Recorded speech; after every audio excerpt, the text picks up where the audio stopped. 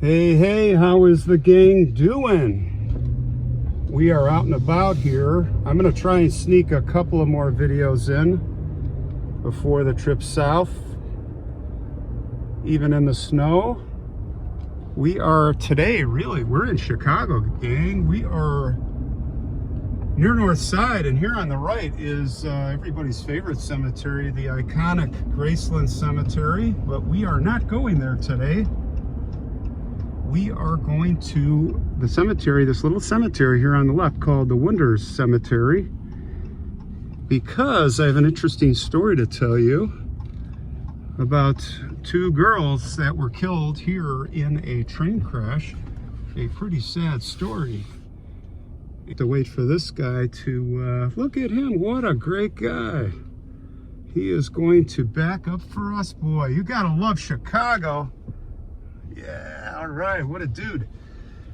And we're in. Now, as we cruise in here, I see something really interesting already right on the right. On our little spontaneous journey. Look at that. I wonder, it's just a beautiful little statue. I wonder what the, it says Raphael. I wonder what the story is on that. Sure, one of you guys know.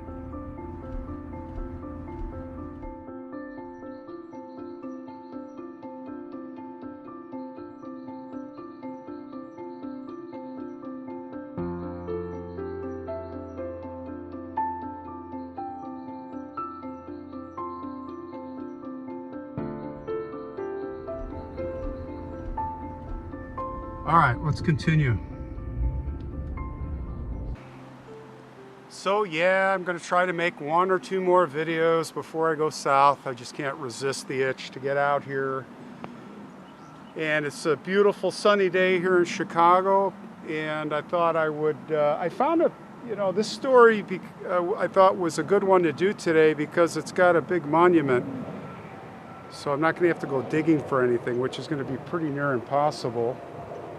But the trip I'm going to be doing to New Orleans, I've got a lot of great input from you all. Thank you. I will be coming through Kentucky, down through Tennessee, Mississippi when I finally get to New Orleans. You know, guys, I'm not going to go for a lot of this tourist stuff. In fact, starting in going at the end from New Orleans, Marie Laveau, we can't even go see because I think her body's been moved. And you can't even get in those cemeteries unless you're in a tour group, which I am not doing. And I think they're all closed because of COVID. So that takes that all off the table. But, speaking of the tourist stuff, and stuff that's been done over and over, like I know people have suggested Colonel Sanders, Muhammad Ali, Cave Hill Cemetery, all that. I will be going to Cave Hill, but I'm not going to be going to see them. It's been done and done and done. I'm looking for stories that we don't know about, or most people don't know about, that have intriguing backgrounds, or mysterious, or, stories. I'm a storyteller, and I'm an adventurer. And speaking of that, I'm going to take you guys, I'm going to try to do a semi-live this whole trip on location. So it's like you're coming along with me on the adventure. But we're going to be going for intriguing, the woman in red buried in a coffin full of alcohol, and the other one where you go down the steps to see what once was a window where the mother would sit by her daughter in the lightning storms. That's great, and I might stop and see a few of those, but I'm after intriguing stories and stuff that's off the beaten path. So we're not going to be doing a lot of that known and tourist stuff. So hope you enjoy it. I think you'll like most of what I picked out. I pretty much have a lot of it mapped out already, and the people and places that I want to go investigate. So look forward to you coming along with me. With that, let's get on with this little episode. We're going to have to walk through a little snow here, but I think we're up for it. Here we see nothing but the tracks of the animals. And we are making our way through this pretty heavy snow here to a grave of 2 girls that were killed in a train crash. Now, this train crash happened 28 years before the Hagenbeck-Wallace Circus train wreck in Hammond that we did that video on. I don't know if you guys remember seeing that video last month. I'll put a link on the upper right. You can check it out. It was a pretty bad deal. I got to be really careful because there are gravestones all over the place here. So I'm just going to go real slow. It's really beautiful. Look at all this beautiful, magnificent day. So it was September 21st in 1890 when this picnic was going on. It was called the KINDERHEIM picnic, and it was held annually in Addison, which is about 30 miles west of the city. And it had grown and grown. And it was a lot of festivities that would happen. They would do it in fall. And they would have music, and they'd have hymns, and they'd play games. There was even a baseball game that they would play. Well, it was so popular that in 1890, the citizens of Addison formed a group. I think there were 5 of them. And they talked the railroad into extending the line enough, only 2 miles, so that it could connect to the main line and bring people out by train. Like, that's a good idea. And it worked. There were like 4 trains that brought all the people out. I think they had 8 or 10 cars. 10,000 people were at this event that day on September 21st. So as the last train was leaving, it was about 7:10 p.m.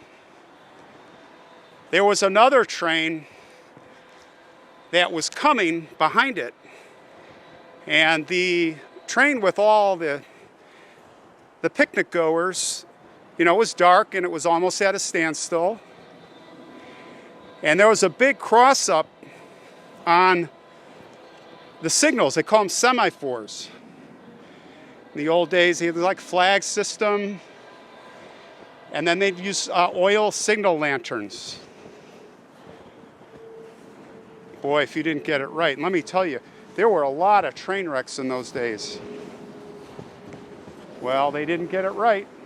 And sure enough, that train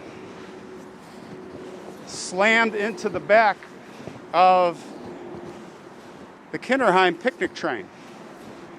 And it telescoped, I don't know how many cars. And amazingly, only 6 or 7 people were killed. I think it was 7, including these 3 girls. 2 of them are buried here by the last name of Pilgrim.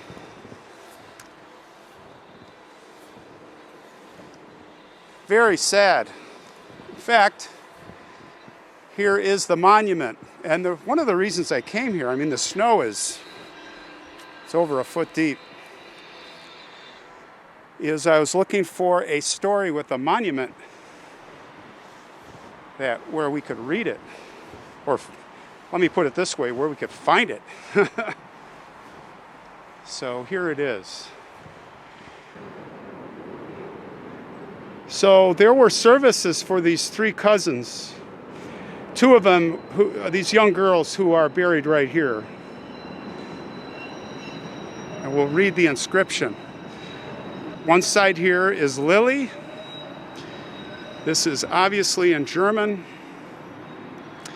And sad, I could not get any pictures, and there are no pictures here. Pictures are mostly the Italians and also more Eastern European, like Eastern Bloc, like Czech, Polish, But when you get into the others, you don't see a lot of pictures like here. So German, I don't know if somebody could translate that, or when I get back in editing, maybe I'll translate that and put it on the screen. So Lily was the daughter of F.C. and Lily Diener, who lived at 489 Ashland Avenue. And she was the cousin to Martha Diener and Minnie Pilgrim. Rose, the younger sister, by the way, to Lily, was thrown through a window and narrowly escaped death. So she was lucky.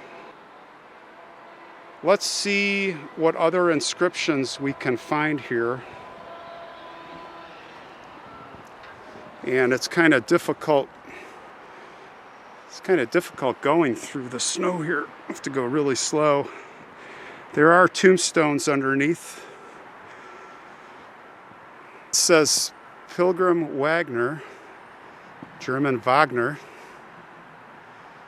See some dates there. So we see the inscription here for Wilhelm. I believe that is the father. So in the second coffin in that procession, Minnie, and she was 15 years old. She was the daughter of Friedrich George Wilhelm. So she, I believe, is buried here according to the records. Also killed was Martha Minnie, who was 19 years old, but she was buried in Concordia Lutheran Cemetery out in Forest Park. There were others who died in this train crash. One was Otto Schleff. He was 18 years of age. His leg and right foot were crushed, and he died of internal injuries. Theodore Berger, age 17. He might have been 18. He was employed as a bricklayer. And Albert Otto, who was age 15, is the only son of a widow living on Washburn Avenue. I'm not sure if there was a seventh, but that's kind of an overview.